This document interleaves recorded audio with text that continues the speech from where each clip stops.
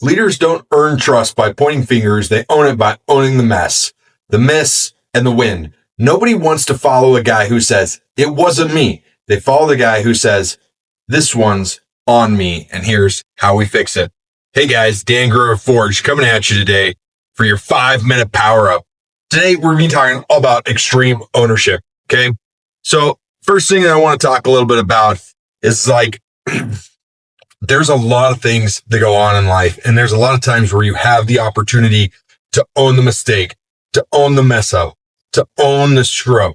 It's your choice whether you own it or whether you don't.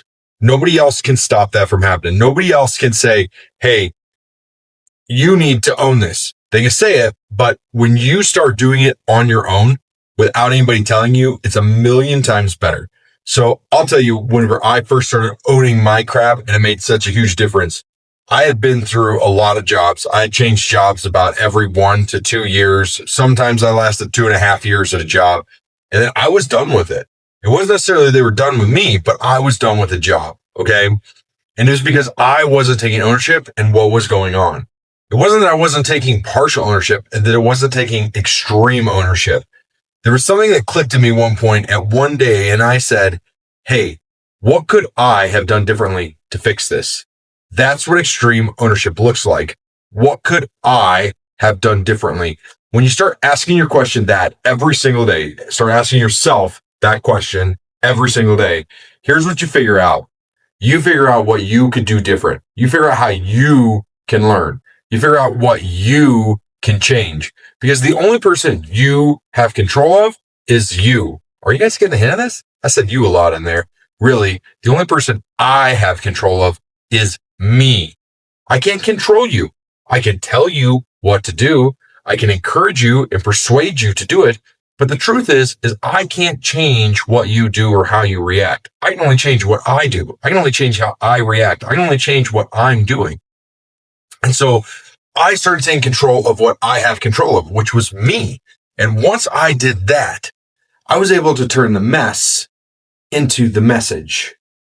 I was able to take the mess, take the miss, and move it into something that was even bigger, because then I could look at it and I go, if I said this differently, would it change the outcome? If I didn't get pissed off and flip that guy off in traffic, would it change the outcome? If I stopped cussing, would it change the way I act? If I read the Bible more, would it change my grounding in spiritualness? Do you see what I'm saying? I cannot control what you do. I can encourage you to do whatever you want to, but the only person I have control over is me. That's where extreme ownership comes into play. Is that the truth is that you can't control anybody else, and you shouldn't want to control anybody else, right? I cannot control what my wife does or my kids at all, not even a little bit, right? She wants to come home with something crazy. She's going to come home with something crazy. I can get upset. I can be excited for it, but I can't control whether she comes home with it or not, because that's not my choice.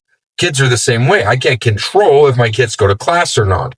I can't control how well they do in school. I can encourage them. I can influence them, but I can't control it. What I can do is when they get home, I can say, do you have any homework? Let's sit down and do that together. I can say, what are you interested in? Oh, you want to play lacrosse this year? Why don't I go get a stick and you get a stick and we'll go throw the ball around? Oh, you love dance? I have no idea about dance. Let me find you a good dance studio to go to. I can make those calls. I can take that control. But I can't make them get better grades. I can't make somebody do something they don't want to do. That's extreme ownership. So when you start looking at what you have control of, which is only you have no control over anybody else, no matter what you think, no matter how big you are in the world, no matter how big your role is, no matter what your leadership is, you only have control over you. You can influence others to do stuff, but you can't make them do anything. So, guys, that's it. That's your power up. Get out there, take control of you. Make sure you're asking the hard question, what could I have done differently? If this hit you, imagine what happens when you live it out every day. That's what we dive into in my book, Grit, Grease, and Grace, launching October 19th at gritgreasegrace.com. And if you're ready to take ownership with crews of leaders who call you higher, check out my inner circle at realdangreer.com/inner circle. Thanks, guys. We'll see you later.